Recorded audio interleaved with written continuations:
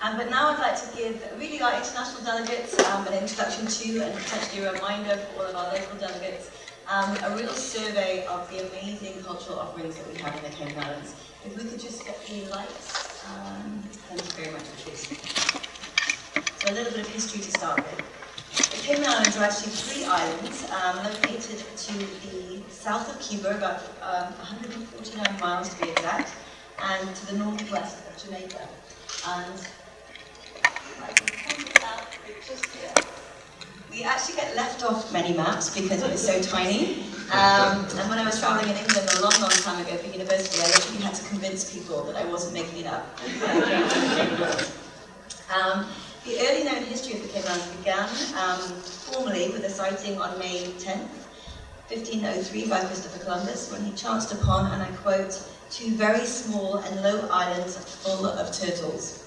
I should note, during the debates we're having with the National Cultural Policy, that some recent research suggests that the islands are actually on a maritime map from 1502. We've yet to verify that, but it would make a significant difference to that early history. Initially known as Las Tortugas, for meanings that we've already explained, in 1530 the islands were renamed Caymanas, derived from the Carib word, of course, for marine crocodile, which were as plentiful really as the turtles at that time, although none remain to this day.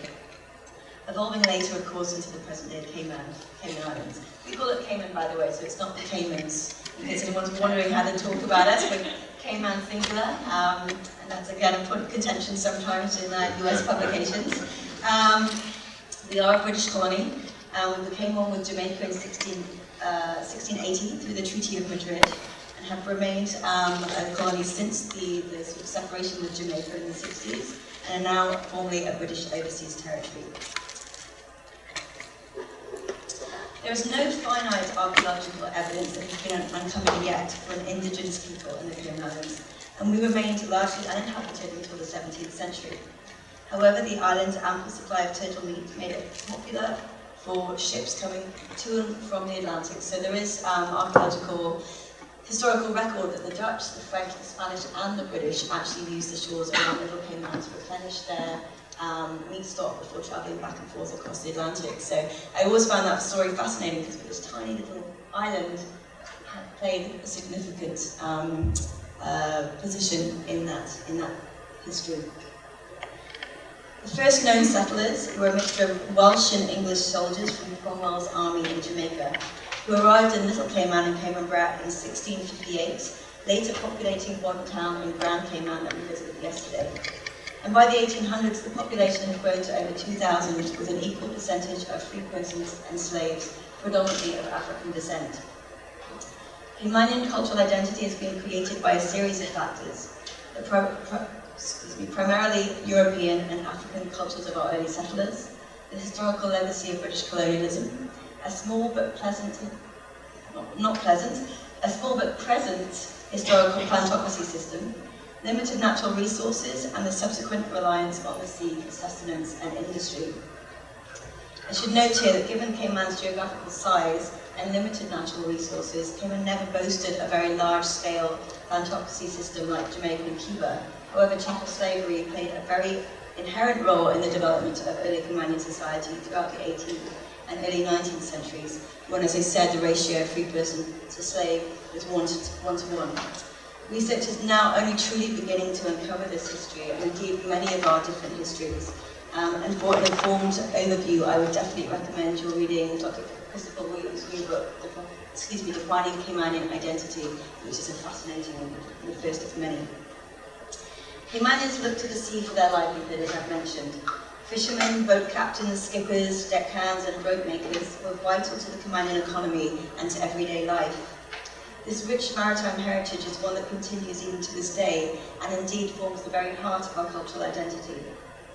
By the mid-1800s, following the decline in agricultural export, the economy was almost entirely reliant on maritime-related industry. And with a male population at sea for months on end, women came to play a central role in the development of cultivating land and economy and general social and cultural life in the Cayman Islands. There's some powerful women in Cayman that go back many generations. To aid themselves in their labours and using the limited resources available, They created baskets out of the island's ubiquitous silver thatched palm, and I'm not sure if I'm pronouncing this right, but Cathedrinax fractori. Yep, I hope so. For back at home, sand and other heavy goods. And we have some wonderful examples of the thatching, and of course, the renowned amongst the region for our building as well. Our ancestors' isolation and sheer hardship of living in these islands were not naturally conducive to the development of a buzzing cultural scene. Even so, from early on, there were distinctive Caymanian art forms such as traditional Caymanian songs that were narrative ballads, sea shanties, launching songs, and these were performed by our popular kitchen bands, which were fiddle-led, with variations on guitar, maracas, tambourine, and of course, graters and cows with drums. And Ragged Goes On and the Happy Boys were really one of our national heroes when it comes to this kind of music, although there were many other bands. Also the late Miss Julia Hydes, who passed away late last year. This year is running by far too quickly. And I don't have a picture of Miss Julia, but she was 104 when she died, 106, and was an incredible personality who really brought this sort of the cowstrings in drum right all the way through into the contemporary day and educated a lot of young people, inspired a lot of young Caymanians to pick this up and move forward with it. Our early culture is also reflected in this mixed heritage that I mentioned, from the music that we talked about to quadrille dancing, which drew from the European quadrille, but added African elements to fashion a unique and distinctive folk dance. Functional crafts such as basket weaving, embroidery, applique, smocking and quilting were also prevalent, and they became the primary forms of our tangible expression during this early period. These craft forms were creative, skillful, and highly individualized, as evident in their present-day counterparts, which really are seeking or have been experiencing a revival in the last few years, which we're very excited about. A display of Caymanian traditional crafts included in a Jamaica exhibition in 1891, which speaks to the quality and creativity of the work that's been created in this early period. With the increasing affluence generated by Cayman's merchant mariners, along with the growth of the financial services and tourism industries from the 1960s onwards, came a rapid transformation of Caymanian society. Substantial overseas investment during this time and in later periods opened the door to globalization, transforming the social, political and cultural profile of the islands. Increased national prosperity helped, that's another example of that. Increased national prosperity helped to create a climate for the growth of arts and culture, but equally highlighted an urgency to safeguard the island's unique cultural heritage. This has been keenly felt by many in the last few decades, with a massive population leap from 6,500 in the early 1950s to 61,982 at the last count this year. Those of us working in the sector strive to maintain a fine balance between preserving tradition while embracing the cultures of now over 110 nationalities that call the islands home. For a small country, we have a remarkable number of cultural organisations, groups, associations, and individual cultural animators, like Nurse Josie, who is behind us here, at a National Gallery Festival called Art at Governors, which we closed a couple of years ago. It was a really vibrant culture happening. Working towards promoting tradition and contributing to the vibrant cultural offerings that we've created in 21st century Cayman. I'd now like to share a brief profile of some of these. Early arts initiatives included the Festival of the Arts, which was a really all-encompassing arts festival that happened in 1973 and 75, followed by the establishment of the Visual Arts Society in 1978, which was a volunteer arts organisation that hosted some of the earliest exhibitions and workshops in the island, and they're still very prevalent today. Behind me you see the Children's National Festival of the Arts, which began in 1982, and again is an annual festival that continues. The Cayman Islands Cultural Foundation, situated to the immediate north of this facility, was established in 1984 and is the first formal national organisation tasked specifically with, and I quote, stimulating, facilitating and preserving cultural and artistic expression. The foundation produces K-Fest, the Cayman Islands Arts Festival, each year showcasing local talent and events island-wide and in Cayman Brac, along with managing a national theatre, the Cayman Islands Folk Choir, also performing this evening. Yes. we're very lucky to be able to see these guys tonight along with Swanky. It's going to be a fantastic evening that the museum are hosting. The Young at Arts program, which is really a heritage arts-based program that teaches young people about their traditions. Supporting the national dance troupe, Dance Unlimited, we see here in traditional dress, as well as hosting all sorts of writers' workshops, publishing various journals and books on Romanian cultural heritage, and supporting young filmmakers, among other things. Perhaps one of CNCF's most important contributions to the history of Romanian culture was their early recognition and really Mr. Henry Matu's passion for supporting and promoting the work of Gladwin K. Miss Lassie Bush, whose college I think several of us in the room visited yesterday. And thank you again to the Culture Foundation team for inviting us to come down and learn more about Miss Lassie. Due to the promotion of her work, the college became the first Caymanian site to be recognised on the World Heritage Watch List, ensuring its preservation for future generations, while helping to pave the way for the emergence of other intuitive artists like the island's Leland Modern. To apologise to Kim Lawrence, who's not here. This is the director of the National Archive. For this older photo, it's the only one I could find in the National Archive, that wasn't a record. The long-running Cayman National Archives preserves and protects both government records and historical archives, along with carrying out their acclaimed oral history program. With thousands of historical records, recordings and photographs, they are the main research facility in the islands, providing access to key historical information for academics, students, the general public, and of course all of the cultural and heritage institutions that are doing this work. We also have a national library with a presence in all 6 districts. I think you'll recognise this from our tour yesterday as well. The National Trust for the Cayman Islands has been, and I quote, protecting the future of Cayman's heritage, and I love that byline, since its inception in 1987, with a mission to preserve both the tangible built history of Cayman, intangible cultural pastimes, which include a lot of culinary arts, and they're a great place to go and learn about culinary history, and the natural environment and biodiversity of the Cayman Islands, which we see a little slide here. I think one of the most fantastic contributions they've made in the last couple of years is really canvassing the island for historical sites, and we now have a historical register with the National Trust that lists 346 sites and houses across all 3 islands, and this really is an invaluable research piece of data for anyone in the sector, and our thanks to the National Trust for doing that. This is one of those registered sites, the Watler Cemetery. Of course, we passed this yesterday. We're going to be going tonight to the National Museum. It's going to be a wonderful evening. And this is actually the old courts building, is its official name. And the museum was established in 1990, but of course this building has been around since the 1800s, and it has been a jailhouse, which we'll see the jail tonight, a courthouse, a dance hall, a post office, even an education space, I think, for a while, and multiple other functions. As I mentioned, the museum started in 1990, but actually their collections can be traced far further back than that, to the 1930s, when local resident Ira Thompson began collecting Caymanian artifacts as a hobby. And there's amazing records in the archives, which we've been looking at this summer, of his family remembering just, he sort of tour people around the island, bring them home and share these amazing cultural collections, and just having the foresight to bring that together. It's a wonderful story.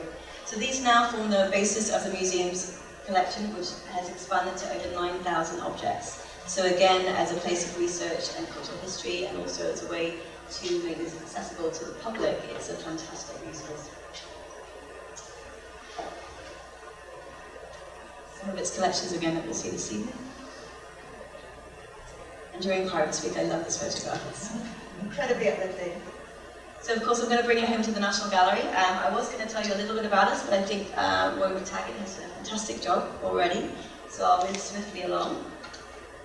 Just a couple of images from past exhibitions that we've done that showcase both local and international art.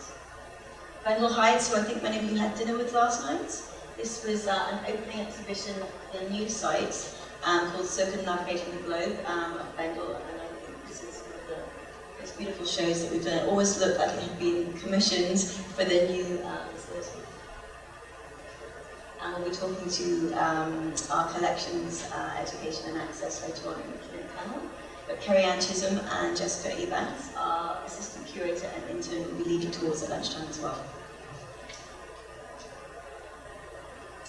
So the Tourism Attraction Board, of course, we talked about yesterday, is home to, or it's responsible for helping manage, along with the directors and staff of these individual sites, several key cultural attractions and sites in Cayman, including the oldest surviving stone building and plantation, Pedro St. James, the beautiful Queen Elizabeth II Royal Botanic Park, and to a stunning array of indigenous plants, as well as a variety from around the world.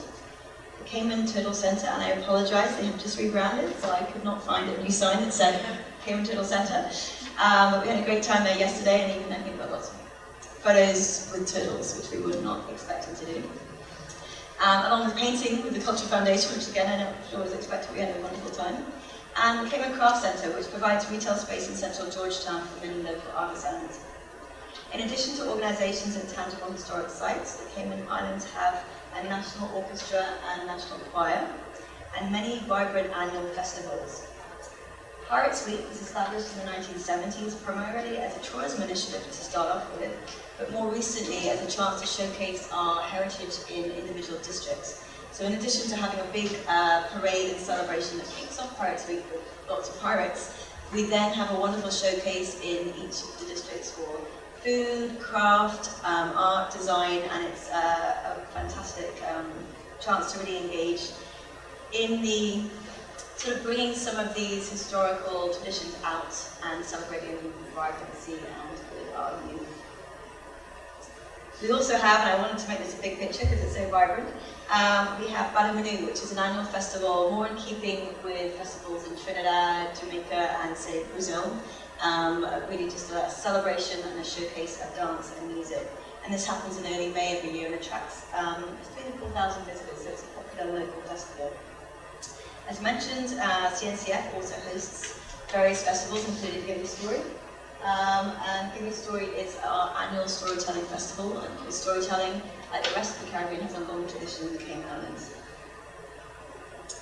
In addition to this, we have K-Film, a new film festival, Ponciana Festival, which is a multi-genre festival, Cayman Arts Festival, which is a music festival, and many more. So as of 2016, the Cayman's cultural sector has never been more vibrant. With film, festivals like, as I mentioned, the Cayman Arts Festival, which bring in talent from around the world, but also showcase local musicians and have a very dynamic education program. Fashion is really emerging in a really big way in Cayman in the last 5 years. This is a local fashion designer, Izzy B, on the left-hand side. And this was a fashion event that we hosted at the National Gallery, supporting a young Caymanian designer who we've given a scholarship to for the last 4 years. He's just graduated from the London College of Fashion, Jawara Ali. Of course, contemporary music, and this is Swanky again, who we'll be seeing this evening. And Swanky has a really exciting kind of contemporary take on our traditional music. Contemporary art, I love this image, this is Ray Banker, another one of our prolific local artists. Obviously speaking to our traditional heritage, but the loss of tradition as our culture moves forward. So it's a really, really interesting piece of dialogue with young people. And this is a piece by Matt Brown and Ben Hudson, who Matt is in the room today. So I'm going to shout out to Matt at the back, who's helping us stream live.